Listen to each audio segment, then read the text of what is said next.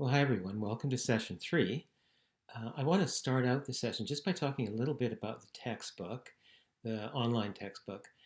It was written by policy writers, so there's quite a bit of verbiage in between sort of important parts, and there's a couple of takeaways I want you to think about from the book. And the first one is the 5 C's framework, and it's important as we go through talking about the innovative pedagogies, and then the 6 clusters of innovative pedagogies. That's the second thing.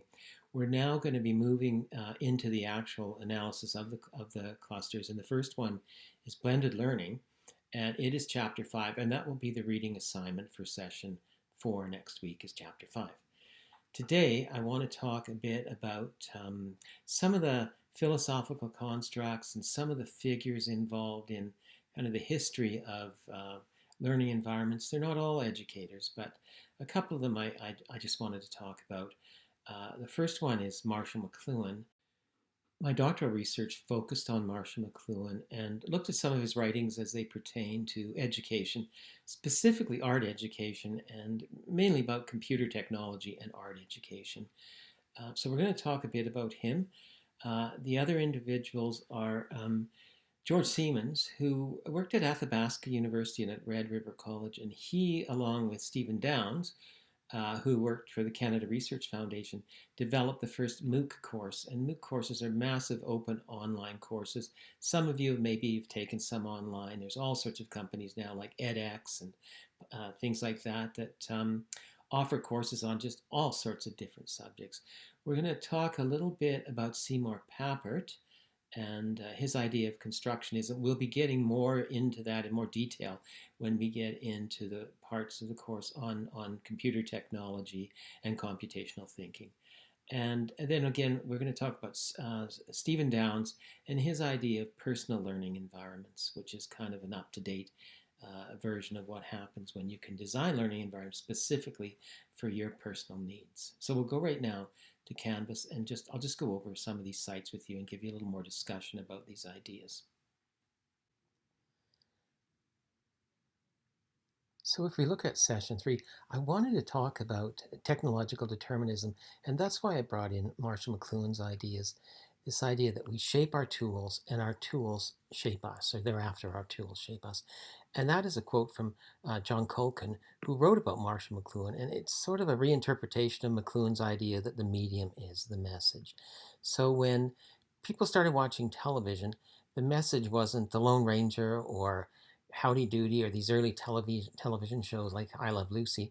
They seemed to be the message, but the message was that suddenly family situations were changing. People were coming home, watching television all night long, and television started to show up everywhere. They were in airports and in bus depots, and suddenly the whole culture revolved around television. So the message wasn't I Love Lucy. The message was we're changing the culture big time. And that happened with computers. It happened with trains. It happened with automobiles. Every time there's a change that you think it's the medium is delivering a message, well, the message actually is the medium itself. When trains came across Canada to deliver bananas and fresh fruit out in the west, that were shipped out from Ontario or Halifax or cargo unloading areas, the message turned out not to be bananas or oranges. The message was we're bringing cities and development and bridges and schools and hospitals and churches out to Western Canada. So trains didn't just deliver oranges and bananas. They delivered civilization, however good or bad that was. But that's the message that McLuhan was talking about, is that the medium is the message itself. If we look at classrooms, we can look at why are traditional classrooms structured the way they are? Why are they the dimensions and the shape and the size? And why are the desks laid out the way they are and the teachers at the front? Well, it probably has a lot to do with blackboards. How far away a child or an adult can see and read something that's written on a blackboard. If they could see further, the rooms would be a different dimension. So we're stuck with this vision that we don't really think about, that classrooms were actually technologically determined by blackboards. And we're starting to see changes now in our culture where computers are starting to become commonplace in schools, and they're changing the layout of classrooms. If you go into a classroom now, into a high school language arts class or English, there's children sitting on beanbag chairs, they're on old couches, they're lying on the floor, they're on their cell phones. It's a very different structure than the traditional classroom layout. So I put in some of McLuhan's ideas, and there's a link, a little video about him, some of his ideas, and he was really kind of off the wall. He was a professor at U of T of Romantic English literature. It makes his writings somewhat hard to read because they're a bit disjointed. They're not always linear, and then suddenly you'll slam right into some quote that he's pulled out from ancient Greece or from some Romantic poet.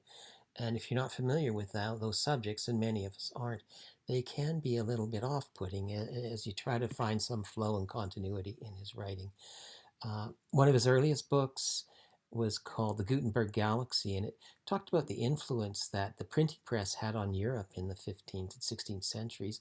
It led to the development of nations instead of city-states, the idea of the individual rights of liberty, of mass-producing artifacts and articles.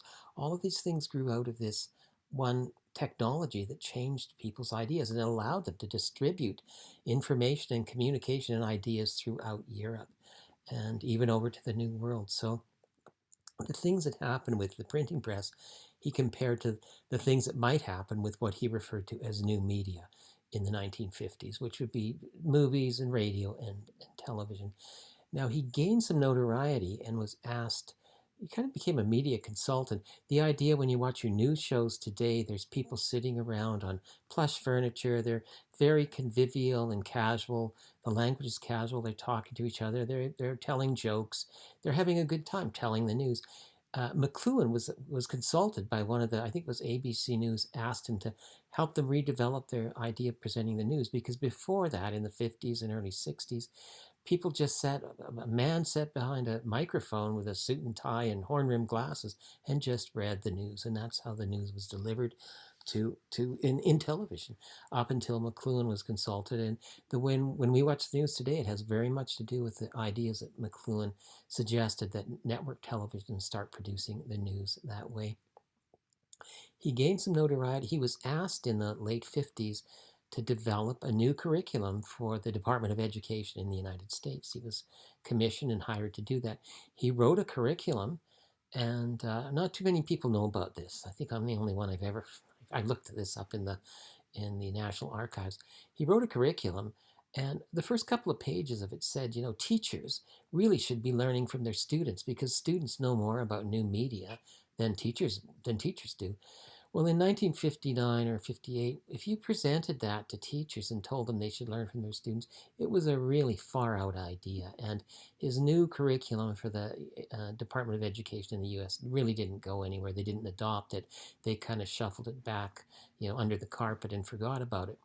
Well, he didn't. He took the curriculum and designed it and developed it into a book called Understanding Media. And it's in that book we get these expressions such as the medium is the message, the global village, culture lag. I really like the idea of culture lag. It's just this idea that we try to understand the new in terms of the old. When you think about, you have an ebook, there's a little button you can press so you can hear the pages flip in your electronic book. And it's like we have all of these new wonderful things to disseminate information. And then what do? We structure it as a technology from the 15th century, a paper book, which is, I find, a little bit odd. So there's some ideas about McLuhan there. You can watch the video. There's some of his terminology. Culture lag is culture takes time to catch up with technological innovations. The next section is project problem-based inquiry-based learning, and this is a link, and it's a really great article. It goes through the history of all of these families of pedagogies, inquiry-based learning, the difference between inquiry-based learning, project-based learning, and problem-based learning, and a number of other things it talks about. And it also gives you a foundation of constructivism and some of the ideas that came out in the 1970s and 80s that led to sort of the new way and progressive ways of constructing schools and constructing learning environments in schools. So if we go back to that, I wanted to talk about constructionism, and that's Seymour Papert, his ideas of logo and learning through hands-on application and learning through models. He worked with Jean Piaget.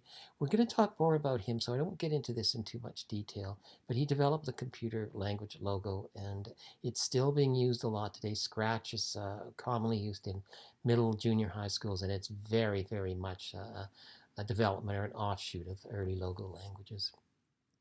Connectivism, if you can understand connectivism, you should tell me about it because it's a very um, it's just it's an idea that's quite far out there. It came about. It actually does rely a little bit on some of Marshall McLuhan's ideas.